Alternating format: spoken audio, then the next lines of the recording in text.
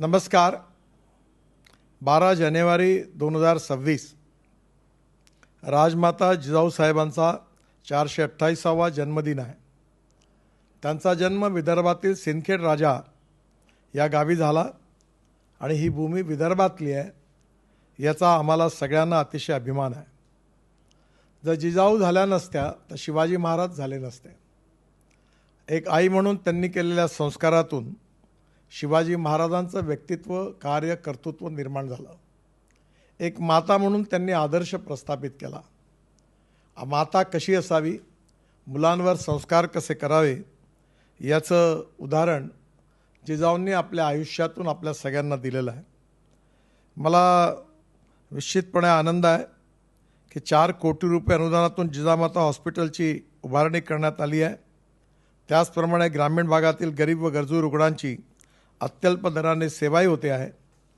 15,000-1500पेक्षा जास्त रुग्णावर मोतीबिंदू व अनेक प्रकारचे उपचार करण्यामध्ये यश मिळालेलं आहे.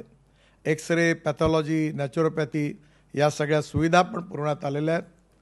खेडेकर साहेबांनी अतिशय मागे लागून हा प्रकल्प पूर्ण केलेला आहे, परंतु या प्रकल्पाला अजून पुढे नेण्याची आवश्यकता आहे.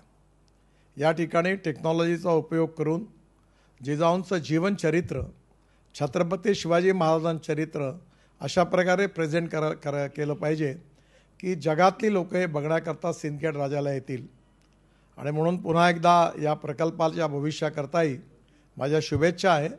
आणि जेव्हा जेव्हा ज्या ज्या प्रकारचं सहकार्य लागेल ते मी नक्की देण्याचा आपल्या सगळ्यांना सहकार्य करील असा विश्वास देतो.